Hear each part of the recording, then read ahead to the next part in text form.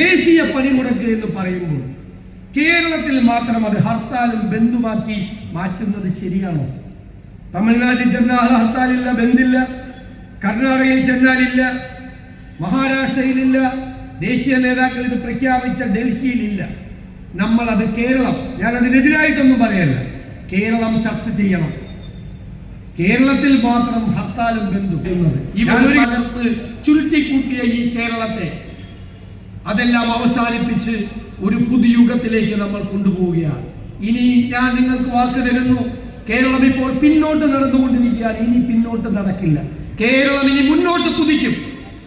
ഇത് നമുക്ക് വേണ്ടി മാത്രമല്ല, വരാനിരിക്കുന്ന നമ്മുടെ തലമുറകൾക്ക്, നമ്മുടെ മക്കൾക്കും അവരുടെ കൊച്ചുമക്കൾക്കും വേണ്ടിയുള്ള ഒരു കേരളത്തെ കെട്ടിപ്പടുക്കും എന്ന വാക്കാണ് ടീം UDF-ന് വേണ്ടി ഞാൻ നിങ്ങൾക്ക് നൽകുന്നത്. ഇത് വാക്കാണ്.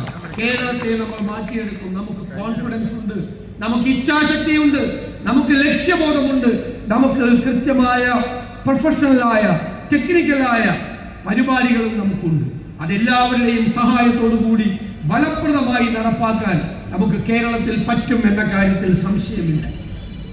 ഇന്ന് പൊതുപണിമുടക്കാൻ കേന്ദ്ര ഗവൺമെന്റ് ചെയ്ത നടപടികൾക്കെതിരായി നമ്മുടെ രാജ്യത്തെല്ലായിടത്തും തൊഴിലാളികൾ പണിമുടക്കുകയാണ്.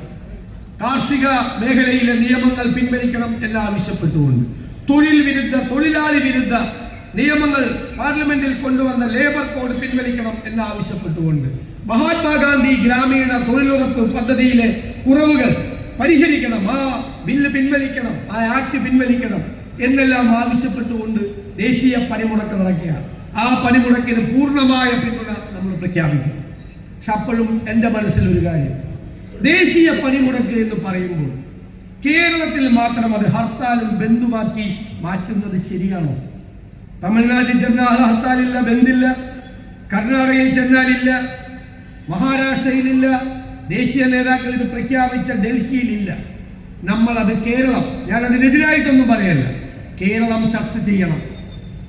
കേരളത്തിൽ മാത്രം ഹർത്താലും ബന്ധു. ഞാൻ ഒരു കാര്യം അഭിമാനത്തോടെ കേരളത്തോട് പറയുന്നു, ഈ 5 കൊല്ലം പൂർത്തിയാക്കാൻ പോകുമ്പോൾ കേരളത്തിലെ പ്രതിപക്ഷം കേരള രാഷ്ട്രീയ ചരിത്രത്തിൽ ആദ്യമായി ഒരു ഹർത്താൽ പോലും, ഒരു ബന്ദ് പോലും നടത്താത്ത ആദ്യത്തെ പ്രതിപക്ഷമാണ്.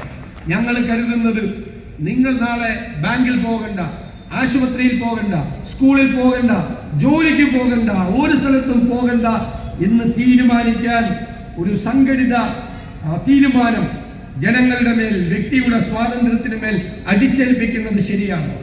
മാത്രമല്ല, കേരളത്തിൽ മാത്രമേ ഈ ഹർത്താലും ബന്ധുമെല്ലാം ഉള്ളൂ എന്ന് കേരളത്തിന് പുറത്തേക്ക് ഒരു മെസ്സേജ് കൊടുക്കുന്നത് നല്ലതാണ്. 1 കൊല്ലം മുമ്പ്, 2 കൊല്ലം മുമ്പും ബുക്ക് ചെയ്ത്, ഹോട്ടൽ ബുക്ക് ചെയ്ത് ഈ കേരളത്തിലേക്ക് വരുന്ന ടൂറിസ്റ്റുകൾ കൊച്ചി എയർപോർട്ടിലും കോഴിക്കോട് എയർപോർട്ടിലും തിരുവനന്തപുരം എയർപോർട്ടിലും വന്നിറങ്ങുമ്പോൾ ഒരു ടാക്സി പോലും കിട്ടാതെ ഇവിടെ ഹർത്താലാണ് എന്ന് പറഞ്ഞാൽ അവർ നാട്ടിൽ ചെന്ന് എന്ത് തിരിച്ചു പറയും?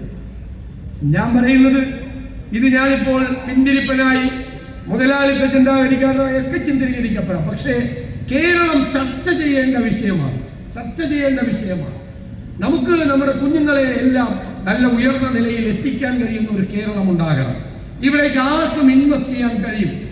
ഇവിടെ ആരും കൊണ്ടുവന്ന് ഇൻവെസ്റ്റ് ചെയ്താൽ അവരുടെ പണം നഷ്ടപ്പെടില്ല, അനാവശ്യമായ സമരങ്ങൾ ഉണ്ടാക്കില്ല, അവരെ വഴിയിൽ തടുത്തു നിർത്തില്ല.